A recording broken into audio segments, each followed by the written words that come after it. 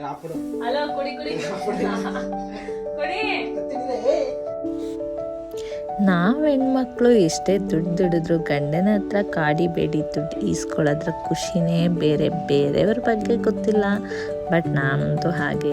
ಈ ಭೀಮನ ಅಮಾವಾಸ್ಯೆ ದಿನ ಗಂಡನ ದೀರ್ಘಾಯುಷ್ಯವನ್ನು ಕೋರಿ ಶಿವ ಮತ್ತು ಪಾರ್ವತಿಯನ್ನು ಪೂಜಿಸ್ತಾರೆ. ಭೀಮನ ಅಮಾವಾಸ್ಯೆಯನ್ನು ಭೀಮನ ಜನ್ಮದಿನವೆಂದು ಪರಿಗಣಿಸಲಾಗುತ್ತೆ. ಹಾಗೆಯೇ ಅವನು ದುಷ್ಟ ಬಕಾಸುರವನ್ನು ವಧಿಸಿದ ದಿನ. ಆ ಮೂಲಕ ಅವನ ಬ್ರಾಹ್ಮಣ ಸಂಕುಲವನ್ನು ರಕ್ಷಿಸಿದನು ಅಂತ ಹೇಳ್ತಾರೆ.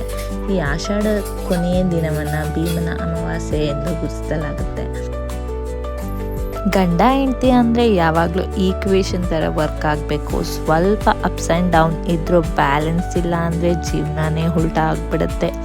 ನಾವು ಮದುವೆಗಿಂತ ಮುಂಚೆನೂ ಫ್ರೆಂಡ್ಸ್ ಆಗೇ ಇದ್ವಿ, ಹಾಗೆ ಮದುವೆ ಆದಮೇಲೂ ಫ್ರೆಂಡ್ಸ್ ಆಗೇ ಇದ್ವಿ. ನಾನೆಚ್ಚು ನೀನೆಚ್ಚು ಅನ್ನೋದಕ್ಕಿಂತ ಪ್ರೀತಿ ಖುಷಿಯಿಂದ ಹೇಗಿರ್ತೀವಿ ಅನ್ನೋದು ಇಂಪಾರ್ಟೆಂಟ್ ಆಗುತ್ತೆ. ಎಲ್ಲರೂ ಖುಷಿಯಾಗಿರಿ. ಭೀಮನ ಅಮಾವಾಸ್ಯೆಯ ಶುಭಾಶಯಗಳು. ನಮ್ಮ ವಿಡಿಯೋ ಇಷ್ಟ ಆಗಿದ್ರೆ ಸಬ್ಸ್ಕ್ರೈಬ್ ಮಾಡಿ, ಶೇರ್ ಮಾಡಿ, ಕಮೆಂಟ್ ಮಾಡಿ. Thanks for watching.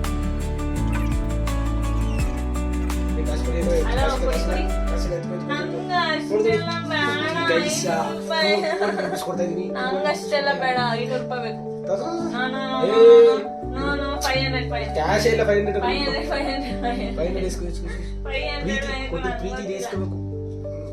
ನೋಡಿ ಗೈಸ್, ಓನ್ಲಿ 200 ರೂಪೀಸ್ ಕೊಟ್ಟಿದ್ದು.